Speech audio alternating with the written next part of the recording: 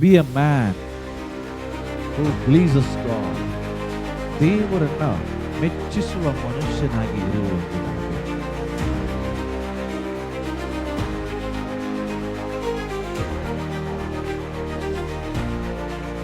ದೇವರ ವಾಕ್ಯ ಹೇಳ್ತಾ ಇದೆ, ಇಸ್ರಾಯೇಲರು ಐಗುಪ್ತ ದೇಶದಿಂದ ಹೊರಗಡೆ ಬಂದ ಮೇಲೆ ಅವರೆಲ್ಲರೂ ದೇವರ ಮಹಿಮೆಯ ಕಾರ್ಯಗಳನ್ನು ನೋಡಿದರು, ದೇವರ ಅದ್ಭುತಗಳನ್ನು ಅನುಭವಿಸಿದರು.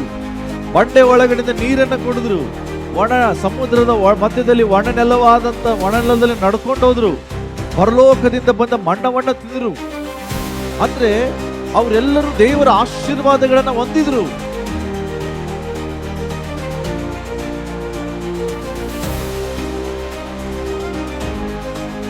ಆದ್ರೆ ಬೈಬಲ್ ಹೇಳ್ತದೆ, ಇಷ್ಟೆಲ್ಲ ದೇವರ ಆಶೀರ್ವಾದಗಳನ್ನು ಹೊಂದಿದಂತ ಜನರ ಬಗ್ಗೆ ದೇವರಿಗೆ ಏನಿರಲಿಲ್ಲ.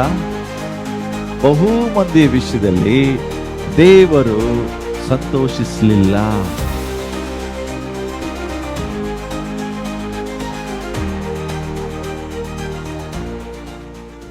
ದೇವರು ಉಪಯೋಗಿಸುವಂತ ಮನುಷ್ಯನು ಯಾರು ಎಂಬ ಪುಸ್ತಕ, ಬಹಳ ಅದ್ಭುತವಾದ ಬುಕ್. ನಾನು ಮೊನ್ನೆ ಬ್ಯಾಂಗ್ಳೂರಿಂದ ತಗೊಂಡ್ಬಂದಂತ ಪುಸ್ತಕ ಅದು. ಎಲ್ಲ ಭಾಷೆಗಳಲ್ಲಿ ಅದು ಭಾಷಾಂತರ ಆಗಿ ಅತಿ ಫಾಸ್ಟ್ ಆಗಿ ಸೇಲ್ ಆಗ್ತಾ ಇದೆ ಪುಸ್ತಕ ಅದು.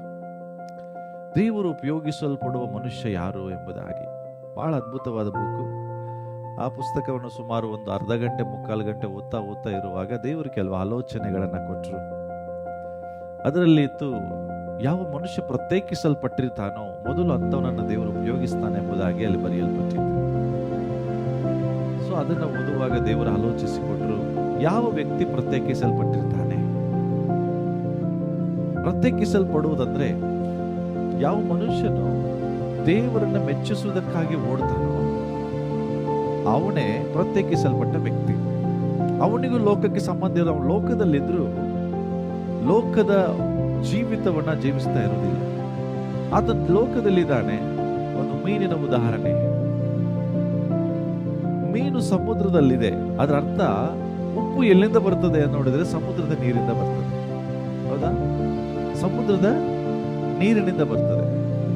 ಅದರ ಅರ್ಥ ಸಮುದ್ರದ ನೀರೆಲ್ಲ ಉಪ್ಪೆ. ಆದ್ರೆ ಆ ಉಪ್ಪಿನ ಮಧ್ಯದಲ್ಲಿಯೂ ಮೀನಿರುವಾಗ ಆದ್ರೆ ಆ ಮೀನು ಉಪ್ಪಾಗಿರುವುದಿಲ್ಲ. ಆ ಮೀನನ್ನ ನೀವು ತಿನ್ಬೇಕಾದ್ರೆ ಆ ಮೀನಿಗೆ ನೀವು ಮತ್ತೆ ಉಪ್ಪು ಸೇರಿಸಬೇಕು. ಅದರ ಅರ್ಥ ಏನು?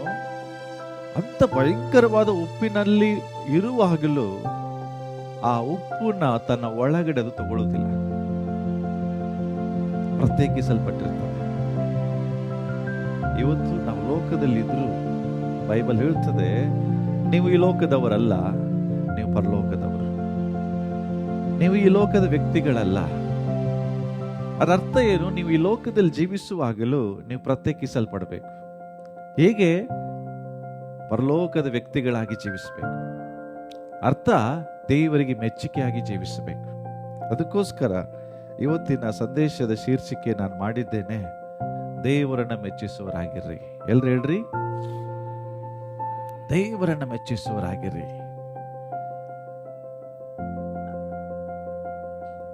B a man who pleases God. ದೇವರನ್ನ ಮೆಚ್ಚಿಸುವ ಮನುಷ್ಯನಾಗಿ ಇರುವುದಾಗಿ. ಅದರ ಅರ್ಥ ಏನಂದ್ರೆ, ಇದು ನಮ್ಮ ಜೀವಿತದ ಪ್ರಾಮುಖ್ಯವಾದ ಉದ್ದೇಶ. ಎಷ್ಟೋ ಸಾರಿ ದೇವರನ್ನ ಮೆಚ್ಚಿಸುವ ಕಾರ್ಯಗಳಲ್ಲಿ ನಾವು ವಿಫಲಗೊಳ್ತೇವೆ. ದೇವರನ್ನ ಮೆಚ್ಚಿಸುವುದನ್ನ ಬಿಟ್ಟು ಮನುಷ್ಯರನ್ನ ಮೆಚ್ಚಿಸುವುದಕ್ಕಾಗಿ ಓಡ್ತೇವೆ.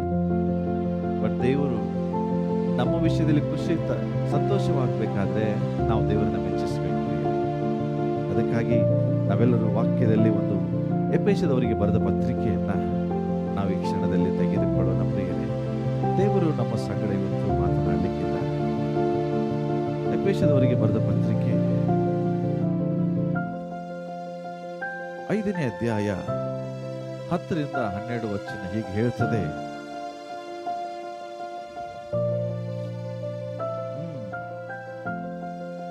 ಎಸ್,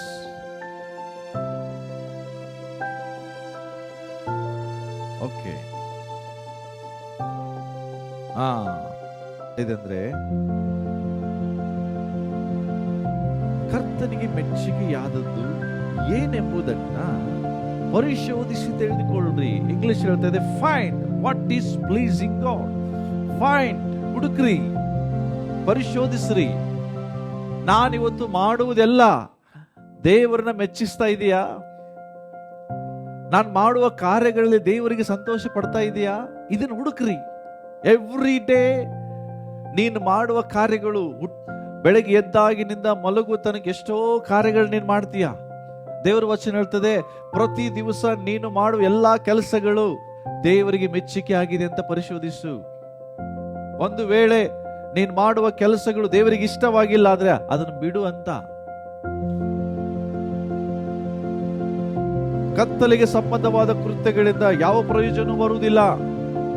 ಅದರ ಅರ್ಥ ಏನು? ದೇವರಿಗೆ ಇಷ್ಟವಿಲ್ಲದ ಕಾರ್ಯಗಳು ಅಂದ್ರೆ ಕತ್ತಲೆಯ ಕಾರ್ಯಗಳು, ಯಾರು ಇಲ್ದಾಗ ಮಾಡುವಂತ ಕಾರ್ಯಗಳು, ಮನುಷ್ಯರನ್ನ ಮುಚ್ಚಿಸಿ ಮಾಡುವಂತ ಕಾರ್ಯಗಳು. ದೇವರ ವಾಕ್ಯ ಹೇಳ್ತದೆ ಇದು ಯಾವ ಪ್ರಯೋಜನಕ್ಕೆ ಬರುವುದಿಲ್ಲ. ಅವುಗಳಲ್ಲಿ ಪಾಲುಗಾರರಾಗಬೇಡ, ಅವುಗಳನ್ನ ಬಯಲಿಗೆ ತಂದು ಖಂಡಿಸು. Test yourself. Are you pleasing God every day? Are you pleasing God? ಪ್ರತಿ ದಿನ ನೀನು ದೇವರನ್ನ ಮೆಚ್ಚಿಸ್ತಾ ಇದೀಯಾ? ದೇವ ಮಕ್ಕಳಿಗೆ ದೇವರನ್ನ ಮೆಚ್ಚಿಸುವಂಥದ್ದೇ ಪ್ರಥಮ ಉದ್ದೇಶವಾಗಿರ್ಬೇಕು. ಎಲ್ಲಕ್ಕಿಂತ ಇಂಪಾರ್ಟೆಂಟ್ ಕಾರ್ಯವೇ ನನ್ನ ಮೂಲಕ ದೇವರಿಗೆ ಸಂತೋಷ. ನನ್ನ ದೇವರು ನೋಡುವಾಗ ನನ್ನನ್ನು ದೇವರು ಮೆಚ್ಚಬೇಕು. ಯಾವಾಗ ಮೆಚ್ಚುತ್ತಾರೆ? ಆತನಿಗೆ ಮೆಚ್ಚುಗೆ ಆದ ಕಾರ್ಯಗಳು ನಾನು ಮಾಡುವಾಗ. ಇವತ್ತು ಎಲ್ಲವನ್ನ ಮಾಡ್ತೇವೆ, ಆದ್ರೆ ಪರಿಶೋಧಿಸುವುದಿಲ್ಲ whether God is happy about me. ದೇವರು ನನ್ನ ವಿಷಯದಲ್ಲಿ ಸಂತೋಷಿಸ್ತಾ ಇದ್ದಾನಾ? We never find at this, we never testify this. ಇದನ್ನ ಪರೀಕ್ಷಿಸಿಕೊಳ್ಳುವುದೇ ಇಲ್ಲ, ಹುಡುಕುವುದಿಲ್ಲ. ಒಂದು ವಚನ ಇದೆ, ಬಹಳ ಅದ್ಭುತವಾದಂತ ವಚನ. ಓದ್ರಿ, 1 Corinthians chapter 10, 1-5. ಓದ್ರಿ ಯಾರಾದ್ರು? S,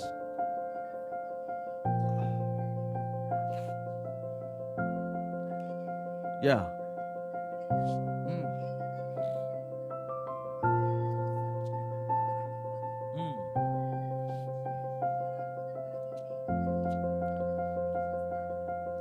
Yes.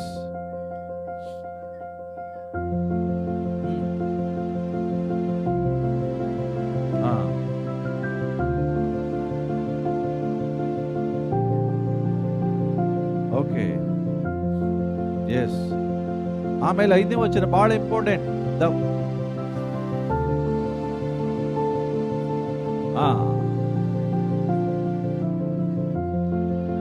ಹಲೋ, ದೇವರ ವಾಕ್ಯ ಹೇಳ್ತಾ ಇದೆ, ಇಸ್ರಾಯೇಲರು ಐಗುಪ್ತ ದೇಶದಿಂದ ಹೊರಗಡೆ ಬಂದ ಮೇಲೆ ಅವರೆಲ್ಲರೂ ದೇವರ ಮಹಿಮೆಯ ಕಾರ್ಯಗಳನ್ನು ನೋಡಿದ್ರು, ದೇವರ ಅದ್ಭುತಗಳನ್ನು ಅನುಭವಿಸಿದರು.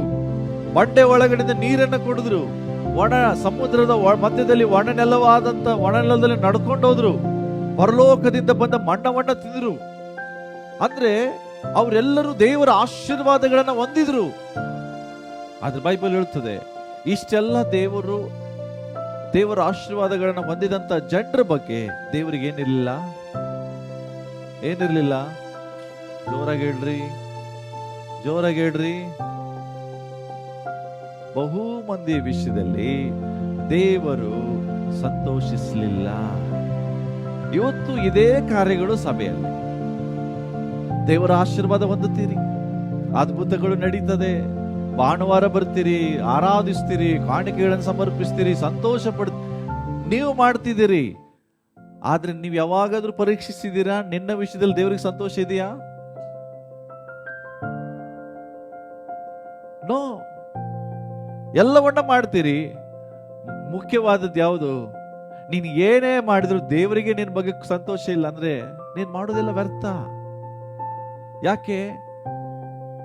ನಾವೆಲ್ಲ ಹೊರಗಡೆ ತೋರಿಕೆಗೆ ದೇವರಿಗೆ ಇಷ್ಟವಾದ ಕಾರ್ಯಗಳನ್ನು ಮಾಡ್ತೀರಿ, ಆದರೆ ಇಷ್ಟವಿಲ್ಲದ ಎಲ್ಲೋ ಅಷ್ಟೋ ಕಾರ್ಯಗಳು ನಮ್ಮ ಜೀವಿತದಲ್ಲಿದೆ. ದೇವರು ಹೇಳ್ತಾರೆ, ನಾನು ಇವ್ರ ವಿಷಯದಲ್ಲಿ ಸಂತೋಷಿಸಿಲ್ಲ. ಯಾಕೆಂದ್ರೆ ಇವರು ತೋರಿಕೆಗೆ ಚೆನ್ನಾಗಿದ್ದಾರೆ, ಪರಿಸಾಯರ ಹಾಗೆ ವೇಷಗಳನ್ನು ಹಾಕೊಂಡಿದ್ದಾರೆ, ಆದ್ರೆ ಇವರ ಹೃದಯ, ಇವರು ಮಾಡೋ ಕಾರ್ಯಗಳು ನನಗೆ ಖುಷಿ ಇಲ್ಲ. Just every day find yourself. What are you doing? ಏನ್ ನೀವು ಮಾಡ್ತಿದ್ದೀರಿ?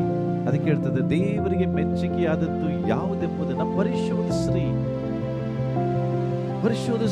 ನೀನು ಪ್ರತಿ ಕ್ಷಣ ಮಾಡುವ ಕೆಲಸಗಳು ದೇವರಿಗೆ ಇಷ್ಟನಾ? ಒಂದ್ ವೇಳೆ ಇಷ್ಟ ಇಲ್ಲ ಅಂದ್ರೆ ಯಾಕೆ ಜೀವಿಸ್ತೇನೆ? ಅಂತ ಜೀವಿತ ಬೇಕಾ?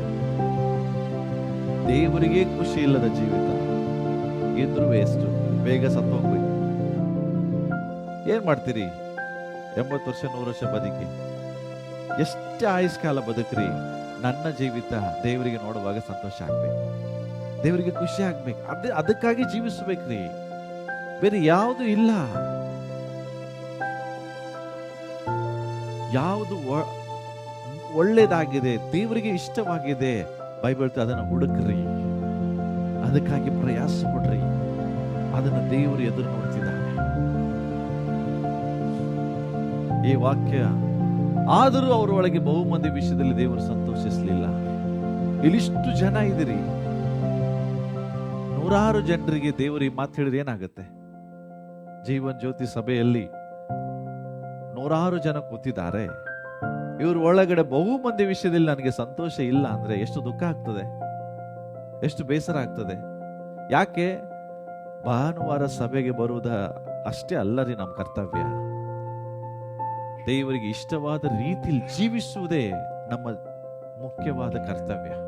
ಅದನ್ನೇ ನಾವು ಮಾಡೋದಿಲ್ಲ. ಯಾವುದು ದೇವರಿಗೆ ಇಷ್ಟವಾದದ್ದು ಪರಿಶೋಧಿಸ್ರಿ. ಎವ್ರಿ ಡೇ ನೀವು ಎಷ್ಟೋ ಕೆಲಸ ಮಾಡ್ತೀರಿ, ಮಾಡೋ ಪ್ರತಿಯೊಂದು ಕೆಲಸ ಮಾಡುವಾಗ ಜಸ್ಟ್ ಇಮ್ಯಾಜಿನ್ ಮಾಡೋದು, ಇದು ದೇವರಿಗೆ ಇಷ್ಟವನ ನಾನು ಮಾಡೋದು? ಕೇಳ್ರಿ, ಇದು ದೇವರಿಗೆ, ನನಗೆ ಇಷ್ಟ ಇರಬಹುದ್ರಿ, ಆದ್ರೆ ದೇವರಿಗೆ ಇಷ್ಟನಾ? ಕೇಳ್ರಿ, ಎವ್ರಿ ಡೇ ಮಾತಾಡ್ರಿ, ಎವ್ರಿ ಡೇ ನಿಮ್ಮನ್ನು ಪರಿಶೋಧಿಸ್ರಿ. ಎಷ್ಟೋ ಕಾರ್ಯಗಳನ್ನು ಮಾಡ್ತೀರಿ, ಎವ್ರಿ ಡೇ ಮಾಡುವ ಪ್ರತಿಯೊಂದು ಕಾರ್ಯಗಳ ಮೇಲೆ ಗಮನ ಇರಲಿ. ಅದು ದೇವರನ್ನು ಮೆಚ್ಚಿಸ್ತಾ ಇದೆಯಾ? ಮೆಚ್ಚಿಸ್ತಾ ಇದೆ. ಇದೇ ರೀತಿಯಾಗಿ ಅದ್ಭುತ ನಾವು ಮಾಡುತ್ತಾ ಬಂದಿದ್ದೇವೆ. ಎಷ್ಟೋ ದೇವರು ಉಪಕಾರಗಳು ನಮಗೆ ಮಾಡಿದ್ದಾರೆ, ಎಷ್ಟೋ ಅದ್ಭುತಗಳನ್ನು ಮಾಡಿದ್ದಾರೆ. ಬಾಲವಾಗಿದ್ದಂಥವನ್ನ ತಲೆಯಾಗಿಟ್ಟಿದ್ದಾರೆ, ಧಿಕ್ಕರಿಸಲ್ಪಟ್ಟಂತ ಜನರನ್ನ ಶಿರಸ್ಸಾಗಿಟ್ಟಿದ್ದಾರೆ, ಗೌರವ ಕೊಡುವ ಹಾಗೆ ದೇವರು ನಿಮ್ಮನ್ನು ಮಾಡಿದ್ದಾರೆ, ಖಾಲಿ ಇದ್ದಂತ ಜನರನ್ನ ತುಂಬಿಸಿದ್ದಾರೆ.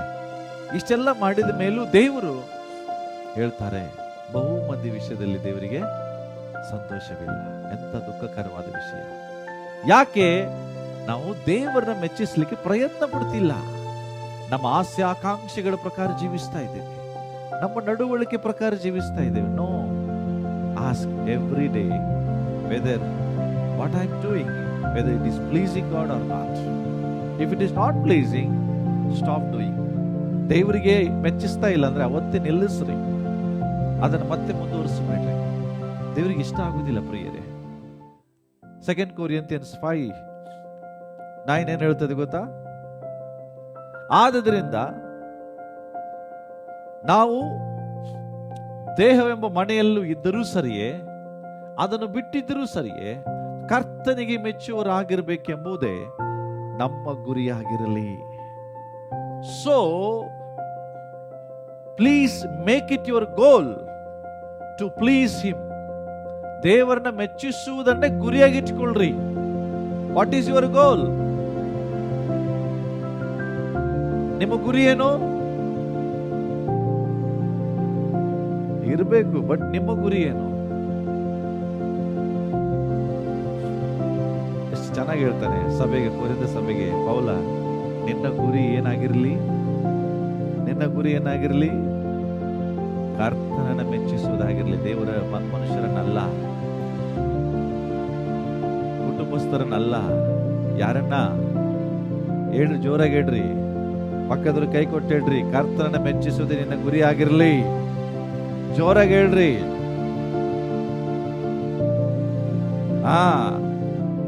ಕರ್ತನನ್ನ ಮೆಚ್ಚಿಸುವಾಗ ಕೆಲವು ಸಾರಿ ಮನುಷ್ಯರನ್ನ ಮೆಚ್ಚಿಸ್ಲಿಕ್ಕೆ ಆಗದೆ ಇರ್ಬೋದು, ಟೆನ್ಷನ್ ಮಾಡಬೇಡ.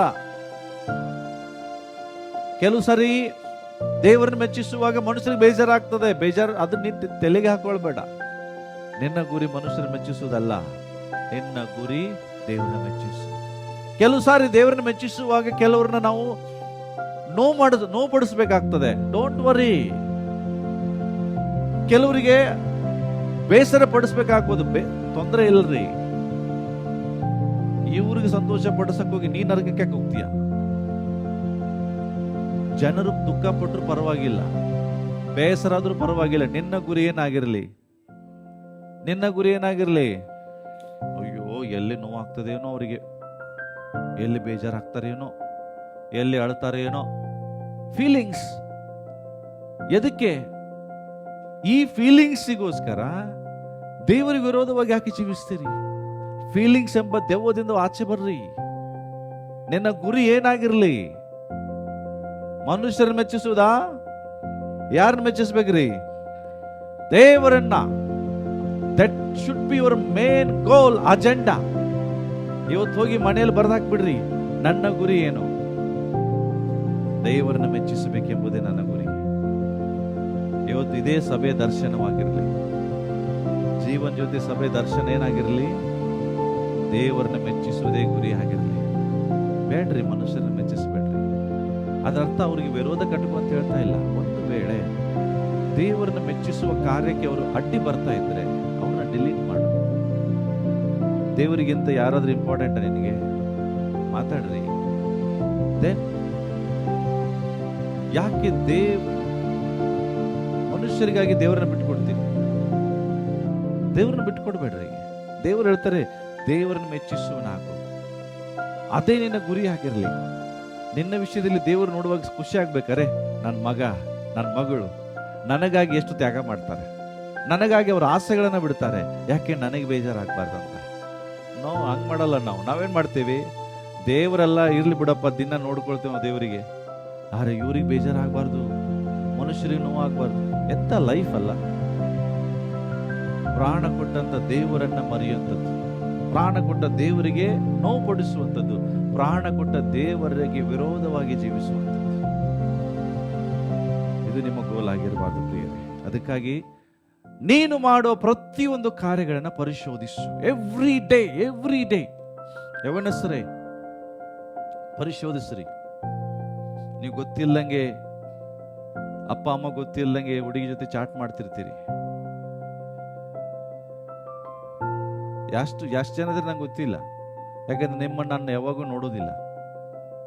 ಆದ್ರೆ ನೀವು ಯಾವ್ದಾದ್ರು ಹುಡುಗಿಗೆ ಚಾಟ್ ಮಾಡೋಕ್ಕಿಂತ ಮುಂಚೆ ಕೇಳ್ರಿ ಒಂದು ಪ್ರಶ್ನೆ, ಇದು ದೇವರಿಗೆ ಇಷ್ಟನಾ? ಇದು ದೇವರಿಗೆ ಮೆಚ್ಚುಗೆ ಆಗ್ತಾ ಇದೆಯಾ? Just ask. ನಿಮಗೆ ನೀವೇ ಪರೀಕ್ಷೆ ಮಾಡ್ಬೇಕು, ನಿಮ್ಗೆ ನೀವೇ ಕೇಳ್ಕೊಳ್ರಿ.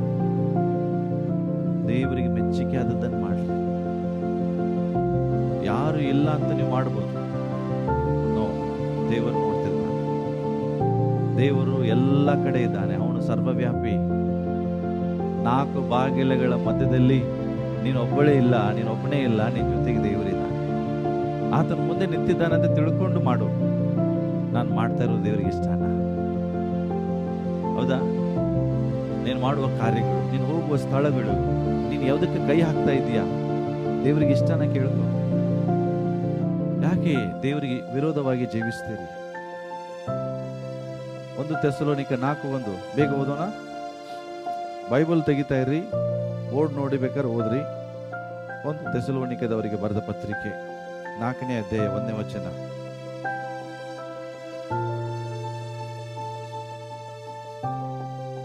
ಕಡೆ ಮಾತು ಏನೆಂದರೆ, ಎಸ್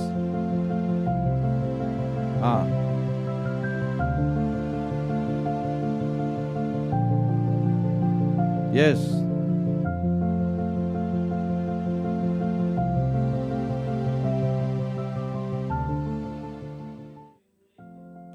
ದೇವರ ವಾಕ್ಯದಲ್ಲಿ ನಾವು ನೋಡ್ತೇವೆ. ಥೆಸಲೋನಿಕದ ಸಭೆ ವಿಷಯದಲ್ಲಿ ಪೌಲನು ಬರೆಯುವುದೇನೆಂದ್ರೆ, ಪೌಲನು ಹೇಳ್ತಾ ಇದ್ದಾನೆ,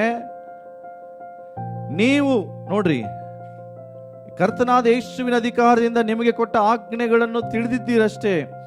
ನೀವು ಹೇಗೆ ಅದನ್ನ ಪಡೆದು ನೀವು ಹೇಗೆ ನಡೆದು ದೇವರನ್ನ ಮೆಚ್ಚಿಸಬೇಕೋ ಅದನ್ನು ನಮ್ಮಿಂದ ನೀವು ಕಲ್ತುಕೊಂಡಿದ್ದೀರಿ, ಅದರಂತೆ ನಡೆಯುತ್ತಲೇ ಇದ್ದೀರಿ. ನೀವು ಹಾಗೆ ಇನ್ನೂ ಚೆನ್ನಾಗಿ ನಡೆಯಬೇಕೆಂದು ನಿಮ್ಮನ್ನ ಬೇಡಿಕೊಳ್ತೇನೆ. ಅರ್ಥ ಏನು? Every day, not only Sunday. ಭಾನುವಾರ ಮಾತ್ರ ಬಂದು ಅಯ್ಯೋ ದೇವರೇ ನನ್ನ ಪಾಪಗಳನ್ನು ಕ್ಷಮಿಸು, ಇನ್ನು ಮುಂದೆ ನಿಂಗೆ ಇಷ್ಟವಾದ ಇಲ್ಲಿ ಪ್ರೇಯರ್ ಮಾಡಿ, ಮತ್ತೆ ಸೋಮವಾರ ಹೋಗಿ ನಿಮ್ದೇ ಕಾರ್ಯಗಳು ತೊಡಗುದಲ್ಲ. ಪೌಲ್ ಹೇಳ್ತಾ ಇದ್ದಾನೆ, ನೀವು ಕೇಳಿದ್ದೀರಿ, ಅದನ್ನ ನಡೀತಾ ಇದ್ದೀರಿ, ಮುಂದೆಯೂ ನಡ್ರಿ. ಏನು? ದೇವರಿಗೆ ಮೆಚ್ಚುಗೆ ಆಗಿ. ನೀವು ಕೇಳಿದ್ದೀರಿ, ಎಸ್, ದೇವರಿಗೆ ಮೆಚ್ಚುಗೆಯಾಗಿ ನಡಿಬೇಕಂತ ಕೇಳಿದ್ದೀರಿ, ಅದರಲ್ಲಿ ನಡೀತಾ ಇದ್ದೀರಿ. ಆದ್ರೆ ಮತ್ತೆ ನಾನು ನಿಮ್ಮನ್ನು ಕೇಳ್ಕೊಳ್ತೇನೆ, ಮುಂದೆಯೂ ಹಾಗೆಯೇ ನಡೀರಿ, ಹಾಗೆಯೇ ನಡೀರಿ. ಯಾಕೆಂದ್ರೆ ನಮ್ಮ ಜೀವಿತದ ಮುಖ್ಯ ಗುರಿ ಅದೇ ಆಗಿರಲಿ, ಬೇರೆ ಏನೂ ಅಲ್ಲ.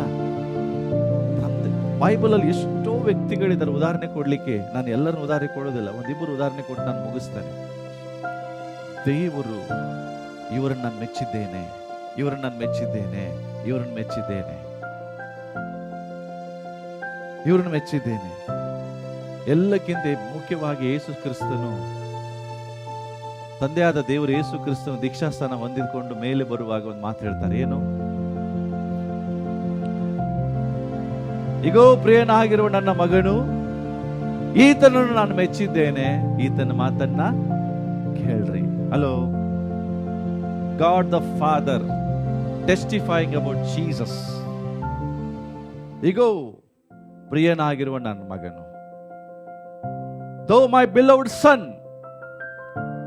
I pleases in him. ಆತನಲ್ಲಿ ನಾನು ಮೆಚ್ಚಿದೆ. ಯಾಕೆ ಗೊತ್ತಾ? ಯಾಕೆ ಈ ಮಾತು ಹೇಳಿದ್ರು? Why God the Father testifies the Jesus. Please open your Bibles to John chapter 8. ಯೋಹಾನ ಬರೆದ ಸುವಾರ್ತೆ 8ನೇ ಅಧ್ಯಾಯಕ್ಕೆ ನಿಮ್ಮ ಸತ್ಯವೇದವನ್ನು ತಿರುಗಿಸಿ. Please read verse 29.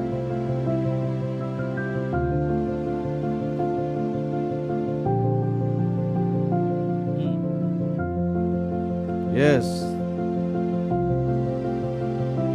Hello. Jesus is telling ಏನಂತೆ? ಇನ್ನೊಂದ್ಸರಿ ಓದ್ಮ. ನೋಡ್ರಿ, ನಾನು ಆತನಿಗೆ ಮೆಚ್ಚುಗೆ ಆದದ್ದನ್ನು ಒಂದು ದಿನ ಅಲ್ಲ, 2 ದಿನ ಅಲ್ಲ, 1 ತಿಂಗಳು ಅಲ್ಲ, 21 ದಿನ ಫಾಸ್ಟಿಂಗ್ ಅಲ್ಲಿ ಅಲ್ಲ, 40 ಡೇಸ್ ಫಾಸ್ಟಿಂಗ್ ಮಾಡುವಾಗೆ ಅಲ್ಲ. ಬೈಬಲ್ ಹೇಳ್ತದೆ, ಆಲ್ವೇಸ್ ಯಾವಾಗಲೂ ಆತನಿಗೆ ಮೆಚ್ಚುಗೆಯಾದದ್ದನ್ನು ಯಾವಾಗಲೂ ಮಾಡುವುದರಿಂದ ಆತನು ನನ್ನನ್ನು ಒಂಟಿಯಾಗಿ ಬಿಡಲಿಲ್ಲ. ಜೀಸಸ್ ಯಾಕೆ ತಂದೆಯಾದ ದೇವರು ಹೇಳಿದ್ರು, ಇಗೋ ನನ್ನ ಪ್ರಿಯನಾಗಿರೋ ಮಗನು, ನಾನು ಆತನನ್ನು ಮೆಚ್ಚಿದ್ದೇನೆ ಅಂತ ಯಾಕೆ ಹೇಳಿದ್ರು? ಯಾಕೆಂದ್ರೆ ಯೇಸು ಕ್ರಿಸ್ತನ್ ಹೇಳ್ತಾರೆ, ಯಾಕೆ ನಾನು ಯಾವಾಗಲೂ ಏನ್ ಮಾಡಿದೆ? ದೇವರಿಗೆ ಮೆಚ್ಚುಗೆ ಆದದನ್ನೇ ಮಾಡಿದೆ. ನನಗಿಷ್ಟ ಆಗುವಂತ ಬಹಳಷ್ಟು ಕಾರ್ಯಗಳಿತ್ತು, ಅದನ್ನ ಯಾವುದನ್ನು ನಾನು ಮಾಡಲಿಲ್ಲ. ನಿಮ್ಮನ್ನು ನೋಡಿ ತಂದೆ ಆದ ದೇವರಿಗೆ ಮಾತು ಹೇಳಿದಾರ, ಯಾವುದು? ಐ ಆಮ್ ವೆಲ್ ಪ್ಲೀಸ್ಡ್, ನಾನು ಈತನನ್ನ ಮೆಚ್ಚಿದ್ದೇನೆ. ನಿನ್ನನ್ನು ಯೇಸು ಕ್ರಿಸ್ತ ತಂದೆಯಾದ ದೇವರು ನೋಡುವಾಗಿ ಮಾತು ಹೇಳ್ತಾರ, ಪ್ರಿಯರೇ, ಇಗೋ ನನ್ನ ಪ್ರಿಯಳಾಗಿರೋ ಮಗಳು, ನಾನು ಇವಳನ್ನು ಮೆಚ್ಚಿದ್ದೇನೆ. ಹೇಳ್ಬೋದಾ? ಪಕ್ಕದಲ್ಲಿ ಕೇಳ್ರಿ, ನಿನ್ ಬಗ್ಗೆ ದೇವ್ರು ಹಿಂಗೆ ಹೇಳ್ಬೋದಾ ಅಂತ ಕೇಳ್ರಿ. ಸುಮ್ಮನೆ ಕೂತ್ಕೊಂಡ್ರಲ್ಲ, ಕೇಳ್ರಿ, ಜೋರ ಕೇಳ್ರಿ. ನಿನ್ನ ಬಗ್ಗೆ ದೇವ್ರಿ ಮಾತು ಹೇಳ್ಬಹುದಾ? ಕೇಳ್ರಿ. ಇನ್ನವ್ರು ಕೇಳ್ರಿ, ಇನ್ನವ್ರು ಕೇಳ್ರಿ. ಒಂದು ದೊಡ್ಡ ಕೋಲಿದ್ರೆ ಕೊಡ್ತಮ್ಮ. ಏನು ಉತ್ತರ ಬಂತು? ಹೌದಂತ ಯಾರಾದ್ರೂ ಹೇಳಿದ್ರ? ಹೌದಂತ ಯಾರಾದ್ರೂ ಹೇಳಿದ್ರ? ನಿಮ್ಮ ಉತ್ತರದಲ್ಲೇ ನಿಮ್ಮ ಲೈಫ್ ಇದೆ. ನಾವು ದೇವರನ್ನು ಮೆಚ್ಚಿಸ್ತಾ ಇಲ್ಲ, ನಾವು ದೇವರನ್ನ ಯಾರು ಮೆಚ್ಚಿಸ್ತಾ ಇಲ್ಲ, ದೇವರಿಗೆ ಇಷ್ಟವಾದದ್ದು ಮಾಡ್ತಾ ಇಲ್ಲ. ನನಗಿಷ್ಟ ಆದದ್ದೇ, ತಂದೆ ಚಿತ್ತವನ್ನ ಮಾಡುವುದೇ ನನ್ನ ಆಹಾರ ಅಂತ ಯೇಸು ಕ್ರಿಸ್ತ ಹೇಳ್ತಾರೆ. ಬಟ್ ನಾವು ಹಂಗಲ್ಲ, ಪಾಸ್ಟರ್, ಅದು ನಮ್ಮ ಚಿತ್ತ ನಾವು ಮಾಡೋದು, ಆಮೇಲೆ ದೇವ್ರ ಚಿತ್ತ. ನೋ, ಯೇಸು ಕ್ರಿಸ್ತನು 33 ವರ್ಷ ಈ ಲೋಕದಲ್ಲಿ ಜೀವಿಸಿದ ಒಂದು ದಿನನು ತನ್ನ ಹಾಗೆ ತನ್ನ ಇಷ್ಟದಂಗೆ ಜೀವಿಸ್ಲಿಲ್ರಿ. ಪ್ರತಿ ಕ್ಷಣ ಎಷ್ಟು ಯಾವಾಗಲೂ ಆಲ್ವೇಸ್ ಯಾವಾಗಲೂ ನಾನು ಯಾರನ್ನ ಮೆಚ್ಚಿಸಿದೆ? ಯೇಸು ಕ್ರಿಸ್ತ ನಮ್ಮ ಮುಂದೆ ಒಂದು ದೊಡ್ಡ ಎಕ್ಸಾಂಪಲ್ ಆಗಿದ್ದಾರೆ. ನೀವು ಆತನಿಗೆ ಜೀವಿಸ್ರಿ. ಯಾರು ಆತನನ್ನು ಹುಡುಕ್ತಾರೋ ಅವರಿಗೆ ದೇವರ ಪ್ರತಿಫಲವನ್ನು ಕೊಡುವನಾಗಿದ್ದಾನೆ. ಆತನ ಹುಡುಕರಿಗೆ ಆತನು ಸಿಗುವ ದೇವರಾಗಿದ್ದಾನೆ. ಆತನ ಮೆಚ್ಚಿಸುವರ ಜೊತೆಗೆ ಆತನು ಇರುವ ದೇವರಾಗಿದ್ದಾನೆ. ಎಲ್ಲರ ಜೊತೆಗೆ ಇರಲ್ರಿ. ಘಂಟಾಘೋಷವಾಗಿ ಹೇಳ್ತೀರಿ, ನನ್ನ ಜೊತೆಯಲ್ಲಿ ಇರುವ ಆತನೇ. ಅಲೋ, ಯಾವಾಗ ನಿನ್ ಜೊತೆಗೆ ಇರ್ತಾರೆ ದೇವರು? ಯೇಸು ಹೇಳ್ತಾರಲ್ಲ, ಏನ್ ಹೇಳಿದ್ರು? ನಾನು ಯಾವಾಗಲೂ ಆತನನ್ನ ಮೆಚ್ಚಿಸುವುದರಿಂದ ಆತ ನನ್ನ ಸಂಗಡ ಇದ್ದಾನೆ. ಎಲ್ಲರ ಸಂಗಡ ದೇವರು ಇರಲ್ಲ, ಆತನನ್ನ ಮೆಚ್ಚಿಸುವರ ಸಂಗಡ ದೇವರು ಇರ್ತಾನೆ. ಹೇಳ್ರಿ, ಎಲ್ಲರ ಸಂಗಡ ದೇವರು ಇರಲ್ಲ, ಆತನನ್ನ ಮೆಚ್ಚಿಸುವರ ಸಂಗಡ ಇರ್ತಾನೆ. ನೀನ್ ಮಾಡುವ ಕೆಲಸವನ್ನು ಪರೀಕ್ಷೆ ಮಾಡಿ, ದೇವರಿಗೆ ಇಷ್ಟವಾದದ್ದು ಮಾಡ್ತಾ ಇದೆಯಾ ಇಲ್ಲ? ನಿನ್ ಜೊತೆಗೆ ದೇವರು ಇರ್ಬೇಕಾ? ಒಂದೇ ಮಾಡು, ಆತನಿಗೆ ಇಷ್ಟವಾದದ್ದು. ಆತನಿಗೆ ಇಷ್ಟೆಲ್ಲ ಬಿಟ್ಬಿಡ್ರಿ. ದೇವರಿಗಿಂತ ಏನ್ ದೊಡ್ಡದಿದೆ? ಏನ್ ದೊಡ್ಡದಿದೆ? ಬಿಟ್ಬಿಡ್ರಿ. ದೇವರು ನಿನಗೆ ಎಲ್ಲದಲ್ಲೂ ಆಶೀರ್ವದಿಸಿದ. ಹೌದಾ? ಒಳ್ಳೆ ಆರೋಗ್ಯ ಕೊಟ್ಟಿದ್ದಾನೆ, ಕೆಲವರಿಗೆ ಒಳ್ಳೆ ಫ್ಯಾಮಿಲಿ ಕೊಟ್ಟಿದ್ದಾನೆ, ಕೆಲವರಿಗೆ ಒಳ್ಳೆ ಕೆಲಸ ಕೊಟ್ಟಿದ್ದಾನೆ, ಒಳ್ಳೆ ಮನೆ ಕೊಟ್ಟಿದ್ದಾನೆ, ಒಳ್ಳೆಯ ಬೆಳಗ್ಗೆ ಎದ್ದ ತಕ್ಷಣ ಒಳ್ಳೊಳ್ಳೆ ಮೀನು ಸಿಗ್ತದೆ, 3 ಹೊತ್ತು ಊಟ ಸಿಗ್ತದೆ. ಅಂಕೋಲದ ಜನರು ಫ್ರೆಶ್ ಮೀನು ತಿಂತೀರಿ. ಹುಬ್ಬಳ್ಳಿ ಜನ ನೋಡ್ರಿ 3-4 ದಿನ ಹಿಂದಿನ ಮೀನು ತಿಂತಾರೆ. ಹೌದಾ? ಇಷ್ಟೆಲ್ಲ ದೇವರು ನಿಮ್ಮನ್ನು ಆಶೀರ್ವದಿಸಿದ ಮೇಲೂ ಮತ್ತೆ ಆತನಿಗೆ ಇಷ್ಟವಿಲ್ಲದ ಯಾಕೆ ಮಾಡ್ತೀರಿ? ಯಾಕೆ ಮಾಡ್ತೀರಿ? ಆತನಿಗೆ ಇಷ್ಟವಾದದನ್ನು ಮಾಡ್ರಿ. ದೇವರು ಅದನ್ನು ನೋಡ್ತಾರೆ. ಆತನಿಗೆ ಇಷ್ಟವಾದದ್ದನ್ನು ಹಂಗೆ ಜೀವಿಸ್ರಿ. ಯಾವಾಗಲೂ, ಒಂದು ದಿವಸ ಅಲ್ಲ. ಎಷ್ಟು ಹೇಳಿದ್ರು? ಯಾವಾಗಲೂ. 2 ತಿಮೋತಿ ಹೋದ್ರಿ 2:4 ಏನ್ ಹೇಳ್ತದೆ ನೋಡ್ರಿ. ಯುದ್ಧಕ್ಕೆ ಹೋಗುವ ಸೈನಿಕನು ಏನ್ ಮಾಡ್ತಾನೆ? ತನಗೆ ಇಷ್ಟದಂಗೆ ಜೀವಿಸ್ತಾನ. 2 Timothy 2nd chapter 4th verse ಹೇಳ್ತದೆ, ಯುದ್ಧಕ್ಕೆ ಹೋಗುವ ಸೈನಿಕನು ಲೋಕ ವ್ಯವಹಾರದಲ್ಲಿ ಸಿಕ್ಕಿಕೊಳ್ಳದೆ ತನ್ನನ್ನು ಸೈನ್ಯದಲ್ಲಿ ಸೇರಿಸಿಕೊಂಡವನನ್ನು ಮೆಚ್ಚಿಸುವುದಕ್ಕೆ ಪ್ರಯಾಸ ಪಡುತ್ತಾನೆ. ನೀವೆದಕ್ಕೆ ಪಡ್ತೀವ್ರಿ? ಯುದ್ಧಕ್ಕೆ ಹೋಗುವ ಸೈನಿಕನು ಲೋಕದ ವ್ಯವಹಾರಗಳಲ್ಲಿ ಸಿಕ್ಕಿಕೊಳ್ಳುವುದಿಲ್ಲ. ಯುದ್ಧಕ್ಕೆ ಹೋಗುವ ಸೈನಿಕನು ಎದರಲ್ಲಿ ಸಿಕ್ಕಿಕೊಳ್ಳುವುದಿಲ್ಲ? ಎಲ್ಲಿ ಸಿಕ್ಕಿಕೊಳ್ಳುವುದಿಲ್ಲ? ಪಕ್ಕದವರಿಗೆ ಹೇಳ್ರಿ, ಲೋಕದ ವ್ಯವಹಾರದಲ್ಲಿ ಸಿಕ್ಕಿಕೊಳ್ಬೇಡ. ಯಾವುದು ಲೋಕದ ವ್ಯವಹಾರ ಆಗಾರೆ ಪಾಸ್ಟ್ರೆ? Business? No. Business? No, business ಅಲ್ಲ. ಹಾಗಾದ್ರೆ ಲೋಕದ ವ್ಯವಹಾರ ಯಾವುದು? ಕೆಲಸ ಮಾಡೋದಾ? ನೋ. ದೇವರು ಹೇಳ್ತಾರೆ ನ್ಯಾಯವಾಗಿ ಕೆಲಸ ಮಾಡು. ಹಾಗಾದ್ರೆ ಏನು? ಲೋಕದ ವ್ಯವಹಾರಗಳಲ್ಲಿ ಸಿಕ್ಕಿಕೊಳ್ಳಬೇಡ. ದೇವರಿಗೆ ಇಷ್ಟವಿಲ್ಲದ ಕಾರ್ಯಗಳು ಲೋಕದಲ್ಲಿ ಮಾಡಿದವೆ. ದೇವರಿಗೆ ಇಷ್ಟಪಡುವ ಕಾರ್ಯಗಳು ಲೋಕದಲ್ಲಿದ್ದಾವೆ. ದೇವರು ಹೇಳ್ತಾರೆ ಲೋಕದ ವ್ಯವಹಾರ ನಿನ್ನನ್ನ ದೇವರಿಂದ ದೂರಪಡಿಸುವ ಎಲ್ಲವೂ ವ್ಯವಹಾರಗಳಿಂದ ನೀನು ದೂರವಾಗಿರು. ನಿನ್ನನ್ನು ಡಿಸ್ಟರ್ಬ್ ಮಾಡುವಂತ ಸಂಗತಿಗಳಿಂದ ದೂರವಾಗಿರು. ಮಿಲಿಟರಿಗೆ ಹೋಗೋರಿಗೆ ರವಿ ಪಾಸ್ಟರ್ ತರ ಹೇರ್ ಸ್ಟೈಲ್ ಇರಲ್ಲ, ಇರ್ತದ? ನೋ. ಪೀಟರ್ ಬ್ರದರ್ ತರ ಇರ್ತದೆ. ಯಾಕೆ? ನಮಗೆ ಇವು ಡಿಸ್ಟರ್ಬ್ ಮಾಡ್ತವೆ. ಹೌದಾ? ಡಿಸ್ಟರ್ಬ್ ಮಾಡುವಂತ ವ್ಯವಹಾರಗಳಲ್ಲಿ ಏನ್ ಮಾಡ್ಬೇಡ. ಹೇಳ್ರಿ, ಏನ್ ಮಾಡ್ಬೇಡ. ನೀನ್ ಹಿಂಗ್ ಕೈ ಆಡಿಸಿ ಹೇರ್ ಸ್ಟೈಲ್ ಮಾಡುವೊಳಗೆ ಸತ್ತೋಗಿರ್ತೀಯ ಅಂತ. ನಿನಗೆ ಯಾವ ಡಿಸ್ಟರ್ಬ್ ಮಾಡ್ತದೆ ಲೋಕದ ವ್ಯವಹಾರಗಳನ್ನ, ಅದರಲ್ಲಿ ಸಿಕ್ಕಾಕಿಕೊಳ್ಬೇಡ. ನಿನ್ನನ್ನು ದೇವರನ್ನ ದೂರ ಮಾಡುವಂತ ಯಾವುದೇ ಲೋಕದ ವ್ಯವಹಾರ ಅದರಲ್ಲಿ ಸಿಕ್ಕಾಕೊಳ್ಬೇಡ. ನಿನ್ನನ್ನು ದೇವರನ್ನ ಅಗಲಿಸುವಂತ ಯಾವ ಕಾರ್ಯಗಳಲ್ಲಿ ಸಿಕ್ಕಾಕೊಳ್ಬೇಡ. ಅದು ಏನೇ ಆಗಿರಲಿ, ಅದರಿಂದ ಹೊರಗಡೆ ಬಾ. ಯಾಕೆ? ಯಾರನ್ನ ಮೆಚ್ಚಿಸೋದಕ್ಕಾಗಿ ಓಡ್ತಾ ಇದೀಯಾ? ಅವನು ಹೇಳ್ತಾನೆ, ನನ್ನನ್ನು ಸೈನ್ಯದಲ್ಲಿ ಸೇರಿಸಿಕೊಂಡವನನ್ನ ಮೆಚ್ಚಿಸುವುದಕ್ಕಾಗಿ. ಈ ಆತ್ಮಿಕ ಓಟದಲ್ಲಿ ನಿಮ್ಮನ್ನ ಯಾರು ಸೇರಿಸಿಕೊಂಡಿದ್ದಾರೆ? ಜೋರಾಗಿ ಹೇಳ್ರಿ. ಈ ರಣರಂಗದಲ್ಲಿ ನಿನ್ನನ್ನು ಓಡ್ಲಿಕ್ಕೆ ಯಾರು ಕರೆದಿದ್ದಾರೆ? ಹೇಳ್ರಿ, ಜೋರಾಗಿ ಹೇಳ್ರಿ. ಲೋಕದಲ್ಲಿದ್ದಿ, ಲೋಕದಿಂದ ನಿನ್ನನ್ನು ಆರಿಸಿ ತನ್ನ ರಕ್ತದಿಂದ ತೊಳೆದು ನೀತಿವಂತನನ್ನಾಗಿ ಮಾಡಿ ಆತ್ಮಿಕ ಓಟವನ್ನು ಓಡ್ಲಿಕ್ಕೆ ಯಾರು ನಿನ್ನ ನೇಮಿಸಿದ್ದಾರೆ? ಯಾರನ್ನು ಮೆಚ್ಚಿಸ್ಬೇಕೀಗ? ಸೈನ್ಯದಲ್ಲಿ ಸೇರಿಸಿಕೊಂಡವನನ್ನು ಮೆಚ್ಚಿಸು. ನಿನ್ನನ್ನು ಯಾರು ಸೇರಿಸಿಕೊಂಡಿದ್ದಾರೆ? ಪಕ್ಕದವರ, ಜನರ, ದೇವರು. ಯಾರು ನಿನ್ನನ್ನು ಕರೆದಿದ್ದಾರೋ, ಯಾರು ನಿನ್ನನ್ನು ನೇಮಿಸಿದಾರೋ, ಯಾರು ನಿನ್ನನ್ನು ಆರಿಸಿಕೊಂಡಿದ್ದಾರೋ, ಯಾರು ನಿನಗಾಗಿ ಪ್ರಾಣ ಕೊಟ್ಟಿದ್ದಾರೋ ಅವರನ್ನ ಮೆಚ್ಚಿಸೋದಕ್ಕಾಗಿ ಓಡು. ಅದಕ್ಕೋಸ್ಕರ ಯಾವ ಸಂಬಂಧ ಬೇಕಾದ್ರೂ ಬಿಡ್ಲಿಕ್ಕೆ ರೆಡಿ ಇಡು, ಬಿಟ್ಬಿಡು.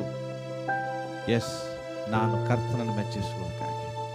ಲೋಕದ ವ್ಯವಹಾರ ಬೇಡ, ಲೋಕದ ಸ್ನೇಹ ಬೇಡ. ಲೋಕದ ಸ್ನೇಹಿತರು ನಿನ್ನನ್ನ ಪರಲೋಕ ಕರ್ಕೊಂಡು ಹೋಗಲ್ಲ ಪ್ರಿಯರೇ. ನೂರಾರು ಸ್ನೇಹಿತರು ನನಗಿದ್ರು, ಒಬ್ಬರಲ್ಲ ಇಬ್ಬರಲ್ಲ. ಇಂಜಿನಿಯರಿಂಗ್ ಕಾಲೇಜ್ ಅಂದ್ರೆ ನೂರಾರು ಸ್ನೇಹಿತರು, ಆದ್ರೆ ಒಬ್ಬ ಸ್ನೇಹಿತನ ಕಾಂಟ್ಯಾಕ್ಟ್ ನನಗಿಲ್ಲ. ನನಗೂ ಆಸೆ ಇತ್ತು ನನ್ನ ಫ್ರೆಂಡ್ ಜೊತೆಗೆ ಇರ್ಬೇಕನ್ನೋ. ಯಾಕಂದ್ರೆ ಅವರೊಟ್ಟಿಗೆ ನಾನು ಫ್ರೆಂಡ್ಶಿಪ್ ಮಾಡಿದ್ರೆ ನನ್ನ ದೇವರಿಂದ ದೂರ ಆಗ್ತಾನೆ. ದೇವರಿಂದ ದೂರ ಆಗುವ ಸ್ನೇಹ ಬೇಡ. ಹೇಳ್ರಿ, ದೇವರಿಂದ ದೂರ ಮಾಡುವ ಸ್ನೇಹ ಬೇಡ. ದೇವರಿಂದ ದೂರ ಮಾಡುವ ವ್ಯವಹಾರ ಬೇಡ. ದೇವರಿಂದ ದೂರ ಮಾಡುವ ಸಂಬಂಧವೂ ಬೇಡ. ಅರ್ಥ ಆಯ್ತಾ? ಯಾಕೆ ಓಡಬೇಕು? ಎಸ್, ದೇವರನ್ನ ಮೆಚ್ಚಿಸುವುದಕ್ಕಾಗಿ. ನೀನ್ ದೇವರನ್ನ ಮೆಚ್ಚಿಸು. ಜ್ಞಾನೋಕ್ತಿ ಪುಸ್ತಕ ಹೇಳ್ತದೆ, ಶತ್ರುಗಳು ನಿನ್ ಮಿತ್ರರಾಗ್ತಾರೆ. ಬರ್ತದ ಇಲ್ಲಿ? ಯೆಹೋವನು ಒಬ್ಬನ ನಡತೆಯನ್ನ ಮೆಚ್ಚಿದರೆ, ಬೈಬಲ್ ಹೇಳುತ್ತದೆ, ಅವನ ಶತ್ರುಗಳೆಲ್ಲ when man's ways pleases the Lord ಅಂತ ಹೇಳ್ತದೆ. ಮನುಷ್ಯನ ಮಾರ್ಗಗಳು ದೇವರಿಗೆ ಮೆಚ್ಚಿಕೆ ಆದಾಗ he makes even his enemies to be his friends. ಆತನ ಸ್ನೇಹಿತರು. ಹಾಗಾದ್ರೆ ಇವತ್ತು ಪ್ರಿಯರೇ, ಮಾರ್ಗಗಳು ಅಂದ್ರೆ ಏನು? ನಡತೆ ಅಂದ್ರೆ ಏನು? ನಿನ್ನ ಕ್ಯಾರೆಕ್ಟರ್, ನೀನು ಮಾಡುವ ಆಲೋಚನೆ, ನೀನು ಮಾಡುವ ಕೆಲಸಗಳು, ನಿನ್ನ ವರ್ತನೆಗಳು, ನಿನ್ನ ಮಾತುಗಳು, ನಿನ್ನ ಉದ್ದೇಶಗಳು, ಇದು ಯಾರು ಮೆಚ್ಚಬೇಕು? ದೇವರು ಮೆಚ್ಚಬೇಕು. ಅರ್ಥ ಆಯ್ತಾ? ಎಸ್. ಈ ತರ ನೀನು ಮಾಡುವುದಾದ್ರೆ ನಿನಗೆ ಶತ್ರುಗಳೇ ಈ ಲೋಕದಾಗ ಇರುವುದಿಲ್ಲ. ಬಯಸ್ತೀರಾ ಶತ್ರುಗಳೇ ನನಗೆ ಯಾರು ಬೇಡ ಅಂತ? ನಿನ್ನ ಜೀವಿತದ ಒಬ್ಬನು ಶತ್ರುಗಳು ಇರಬಾರ್ದು. ಒಂದೇ ಮಾಡು, ದೇವರನ್ನ ಮೆಚ್ಚಿಸು. ಇಬ್ರಿಯವರಿಗೆ ಬರೆದ ಪತ್ರಿಕೆ ತೆಗೆಯೋಣ. ನಾನು ಅದನ್ನು ಓದಿ ಮುಗಿಸ್ಲಿಕ್ಕಿದ್ದೇನೆ. ಬೇಗ 11:5 ಓದೋಣ.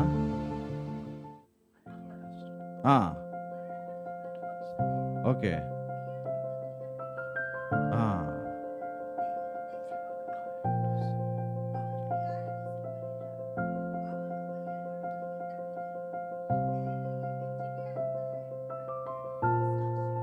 ಹಲೋ, ಬೈಬಲ್ ಹೇಳ್ತದೆ, ಹನೋಕನು ಪರಲೋಕ ವಾಹನವಾಗಿ ಎತ್ತಲ್ಪಟ್ಟನು. ಹೌದಾ? ಹನೋಕನು ಮರಣವನ್ನು ಅನುಭವಿಸದೆ ಒಯ್ಯಲ್ಪಟ್ಟನು. ಎದರಿಂದ? ನಂಬಿಕೆಯಿಂದ. ಹೌದು. ಎಷ್ಟು ಜನ ನಂಬ್ತೀರಿ ನಾನು ಎತ್ತಲ್ಪಡ್ತೇನೆ ಅಂತ? ಈಗ ಯೇಸು ಕ್ರಿಸ್ತನು ಬಂದ್ರೆ ನಾನು ಎತ್ತಲ್ಪಡ್ತೇನೆ ಅಂತ ಎಷ್ಟು ಜನ ನಂಬ್ತೀರಿ? ಅರ್ಧ ಜನಗೆ ನಂಬಿಕೆ ಇಲ್ಲ. ಈಗ ಯೇಸು ಕ್ರಿಸ್ತನು ಮಧ್ಯ ಆಕಾಶದಲ್ಲಿ ಕಾಣಿಸಿಕೊಂಡ್ರೆ ಎಷ್ಟು ಜನ ಎತ್ತಲ್ಪಡ್ತೀರಿ ಎಂಬ ನಂಬಿಕೆ ಇದೆಯಾ? ಆದ್ರೆ ದೇವರ ವಾಕ್ಯ ಇನ್ನೊಂದು ಹೇಳ್ತದೆ, ಆತನು ನಂಬಿಕೆಯಿಂದ ಏನೋ ಎತ್ತಲ್ಪಟ್ಟ, ಆದ್ರೆ ದೇವರು ಅವನನ್ನು ತೆಗೆದುಕೊಂಡು ಹೋಗಿಂತ ಮುಂಚೆ ಒಂದು ಸಾಕ್ಷಿ ಇದೆ. ಆ ಸಾಕ್ಷಿ ನಿನಗಿದೆಯಾ? ಎರಡನೇ ಪ್ರಶ್ನೆ. ನಂಬಿಕೆ ಇದೆ ಎಲ್ರಿಗೂ. ಎಸ್ ಪಾಸ್ಟ್ರೇ, ಕರ್ತನು ಬಂದಾಗ ನಾನು ಎತ್ತಲ್ಪಡ್ತೇನೆ. ವೆರಿ ಗುಡ್, ನಿಮ್ಮ ನಂಬಿಕೆಗೆ ಒಂದು ಹೆಡ್ಸ್ ಆಫ್. ಆದ್ರೆ ಕರ್ತನು ಅವನನ್ನ ಮೇಲಕ್ಕೆ ಎತ್ತಲ್ಪಡೋಕ್ಕಿಂತ ಮುಂಚೆ ಒಂದು ಟೆಸ್ಟಿಮನಿ ಇದೆ. What is the testimony? ಆ ಸಾಕ್ಷಿ ಏನು? ಹನೋಕ್, ವಾಟ್ ಈಸ್ ದ ಟೆಸ್ಟಿಮನಿ? ಏನು? See, before ascending to the heaven, Hanok had a testimony. What is that testimony? ಮೊದಲು ಅವನು ದೇವರಿಗೆ ಮೆಚ್ಚುಗೆ ಆಗಿದ್ದ ಎಂಬ testimony. He was always pleasing God. ಯಾವಾಗಲೂ ದೇವರನ್ನ ಸಂತೋಷ ಪಡಿಸ್ತಾ ಇದ್ದ. ಅದು ಒಂದು ಟೆಸ್ಟ್ ಮನಿ. ನಿನ್ನ ಟೆಸ್ಟ್ ಮನಿ ಹೆಂಗೆ? ನಿಮ್ಮ ಟೆಸ್ಟ್ ಮನಿ ಯಾರು ಹೇಳ್ಬೇಕು? ಯಾರು ಹೇಳ್ಬೇಕು? ದೇವರು ಹೇಳ್ಬೇಕು. ಅಲ್ಲಿದೆ ನೋಡ್ರಿ, ದೇವರಿಗೆ ಅವನು ಮೆಚ್ಚುಗೆ ಆಗಿದ್ದೇನೆಂಬ ಟೆಸ್ಟ್ ಮನಿ ಉಂಟು. ನಮಗೆ ನಾವು ಹೇಳ್ಕೊಳ್ಳೋದಲ್ರಿ. ಬಹಳಷ್ಟು ಸಾರಿ ನಮ್ಮ ಸಮಸ್ಯೆ ಏನು ಗೊತ್ತಾ? ನಮ್ಮ ಪ್ರೋಗ್ರೆಸ್ ರಿಪೋರ್ಟಿಗೆ ನಾವೇ ಸಿಗ್ನೇಚರ್ ಹಾಕ್ತೇವೆ. ನಿಮ್ಮ ಮಕ್ಕಳಿಗೆ 3 ತಿಂಗಳಿಗೊಮ್ಮೆ 6 ತಿಂಗಳಿಗೊಮ್ಮೆ ಪೇರೆಂಟ್ಸ್ ಸಿಗ್ನೇಚರ್ ಹಾಕೊಂಬ ಅಂತ ಕಳಿಸ್ತಾರೆ. ಪ್ರೋಗ್ರೆಸ್ ಕಾರ್ಡ್ ನೋಡಿದಿರಾ? Progress report. ಆ ಪ್ರೋಗ್ರೆಸ್ ರಿಪೋರ್ಟ್ ಸೈನ್ ಮಾಡೋಕ್ಕಿಂತ ಮುಂಚೆ ಏನಾದ್ರು ಓದಿದ್ದೀರಾ? ನನ್ನ ಮಗ ಮ್ಯಾಥ್ಸ್ ಅಲ್ಲಿ ಎಷ್ಟು ಮಾರ್ಕ್ಸ್ ತಗೊಂಡ, ನನ್ನ ಮಗ ಸೈನ್ಸ್ ಅಲ್ಲಿ ಎಷ್ಟು ತಗೊಂಡ, ನನ್ನ ಮಗ ಕನ್ನಡದಲ್ಲಿ ಎಷ್ಟು ತಗೊಂಡ, ಇಂಗ್ಲಿಷಲ್ಲಿ ಎಷ್ಟು ತಗೊಂಡ ಅಂತ ಎಲ್ಲ ಇದೆ. ಅದಷ್ಟೇ ಇರಲ್ಲಲ್ಲಿ, ಕೆಳಗಡೆ ಇರ್ತದೆ ನನ್ನ ಮಗನ ಬಿಹೇವಿಯರ್ ಹೆಂಗಿತ್ತು, ನನ್ನ ಮಗನ ಆಟಿಟ್ಯೂಡ್ ಹೆಂಗಿತ್ತು, ಸ್ಕೂಲಲ್ಲಿ ಅವನು ಹೆಂಗೆ ವರ್ತಿಸ್ತಾ ಇದ್ದ ಅನ್ನುವಂಥದ್ದು ಎಲ್ಲದರಲ್ಲಿ ಮಾರ್ಕ್ಸ್ ಹಾಕಿರ್ತಾನೆ. ಅದನ್ನ ನೋಡಿ ನೀವು ಏನ್ ಮಾಡ್ಬೇಕು? ಪ್ರೋಗ್ರೆಸ್ ಕಾರ್ಡಿಗೆ ಏನ್ ಹಾಕ್ಬೇಕ್ರಿ? ಸಿಗ್ನೇಚರ್ ಹಾಕ್ಬೇಕು. ನಮ್ಮ ಟೆಸ್ಟ್ ಮನಿಗೆ ಸಿಗ್ನೇಚರ್ ದೇವ್ರು ಹಾಕ್ಬೇಕು. ನಾವೇ ಹಾಕ್ತೀವಿ.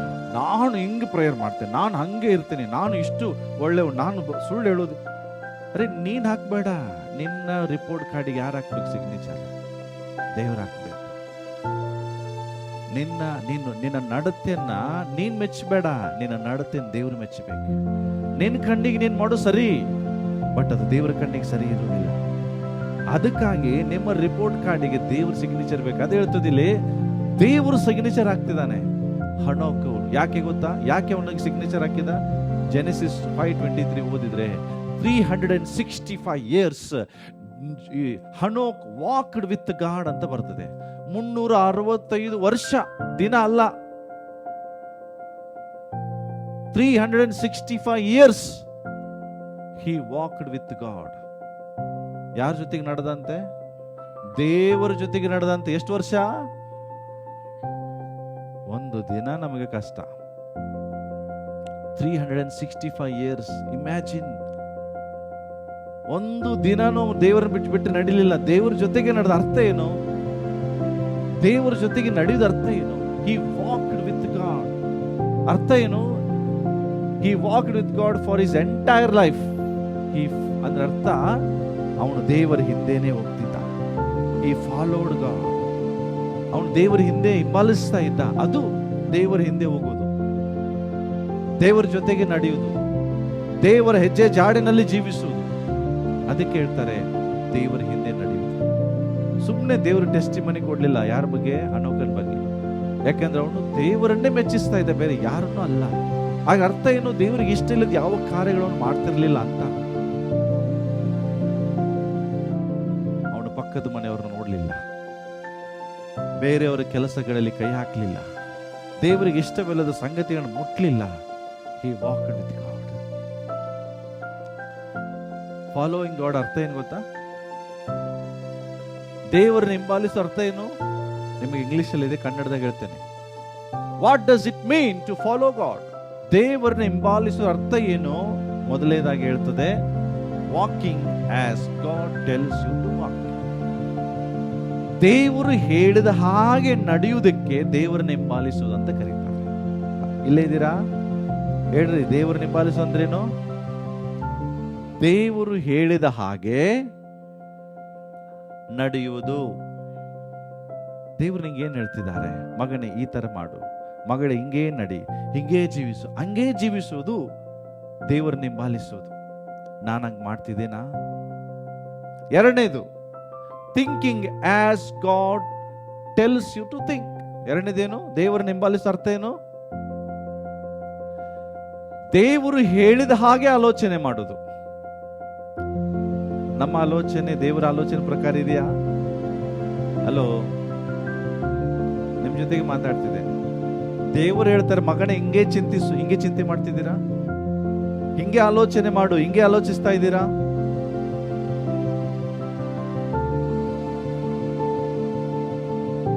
ನಮ್ಮ ಆಲೋಚನೆಗಳೇ ಬೇರೆ, ನಮ್ಮ ಥಿಂಕಿಂಗೇ ಬೇರೆ, ನಾವು ಸಭೆಗೆ ಬರುವ ಆಲೋಚನೆ ಬೇರೆ. ಯಾಕೆ ಸಭೆಗೆ ಬರ್ತಾ ಇದ್ದೀರಿ? ಕೆಲವು ವರ್ಷಗಳಿಂದ ಒಬ್ಬ ಯೌವನಸ್ಥ ಬಂದಿದ್ದ. ಯಾಕೆ ಸಭೆಗೆ ಬರ್ತೀನಿ ಅಂತ ಕೇಳಿದ್ರೆ, ಇಲ್ರಿ ನಾನೊಬ್ಬರು ಫ್ರೆಂಡ್ ಬರ್ತಿದ್ದಾರೆ, ಅವರಿಗೋಸ್ಕರ ಬರ್ತಿದೆ. ಯಾರಿಗೋಸ್ಕರ? ಅದಕ್ಕಾಗಿ ಸಭೆಗೆ ಬರ್ತೀವ ನಾವು? ನಮ್ಮ ಆಲೋಚನೆ ನೋಡ್ರಿ ಹೆಂಗಿದೆ. Doing what God tells you to do. ದೇವರು ಏನ್ ಹೇಳ್ತಾನೋ ಅದನ್ನೇ ಮಾಡುವುದೇ ದೇವರು ನಿಂಬಲಿಸುವುದು. ಅಂದ್ರೆ ನಾನು ಏನ್ ಹೇಳಿಕ್ಕೆ ಇಷ್ಟಪಡ್ತಿದ್ದೇನೆ, ನಾನು ಇದನ್ನ ಹೇಳುವಾಗೆಲ್ಲ ಹನೋಕನ್ ನೋಡ್ರಿ. ನಾನು ಈ ಮಾತು ಹೇಳುವಾಗೆಲ್ಲ ಹನೋಕನ್ ಬಗ್ಗೆ ಆಲೋಚಿಸ್ರಿ. ಹನೋಕ 365 ವರ್ಷ ದೇವರು ನಿಂಬಾಲಿಸಿದ ಅಂತ ಇದೆ, ದೇವರ ಜೊತೆಗೆ ನಡೆದ ಅಂತ ಇದೆ. ಎಷ್ಟು ವರ್ಷ? 365 ವರ್ಷ. ಹಾಗಾದ್ರೆ 365 ವರ್ಷ ಅವನು ಏನೇನ್ ಮಾಡ್ದ?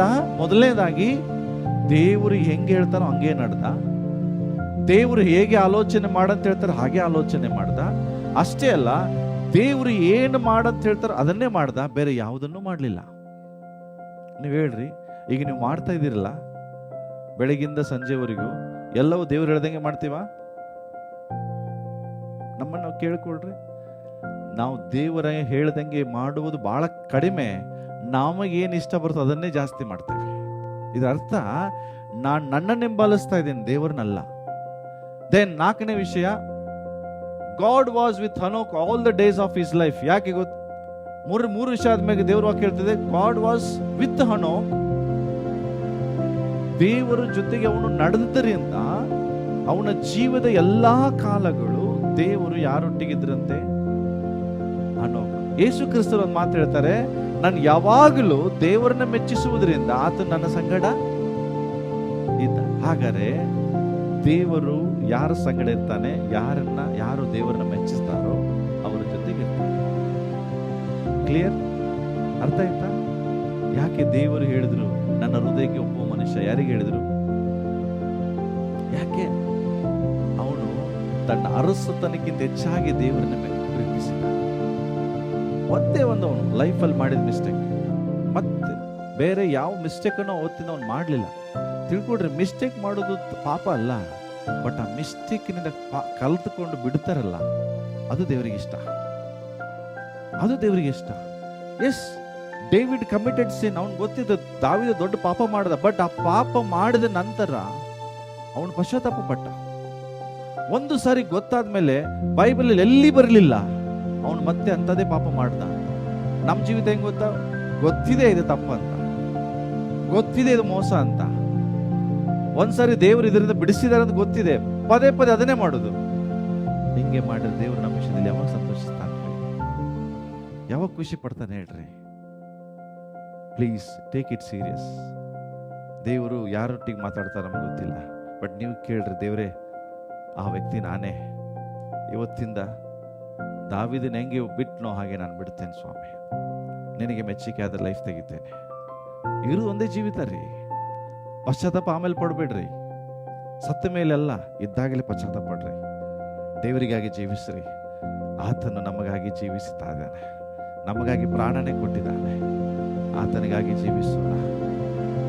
ದೇವರು ಹನೋಕನನ್ನು ಮೆಚ್ಚಿದ, ತಂದೆಯಾದ ದೇವರು ಯೇಸು ಕ್ರಿಸ್ತನನ್ನು ಮೆಚ್ಚಿದ. ಅದೇ ರೀತಿಯಾಗಿ ದೇವರು ನಮ್ಮನ್ನು ಮೆಚ್ಚಬೇಕು. ಅದೇ ನಮ್ಮ ಜೀವಿತದ ಗುರಿಯಾಗಿರಲಿ. ನಾವೆಲ್ಲರೂ ನಿಂತುಕೊಂಡು ಪ್ರಾರ್ಥನೆ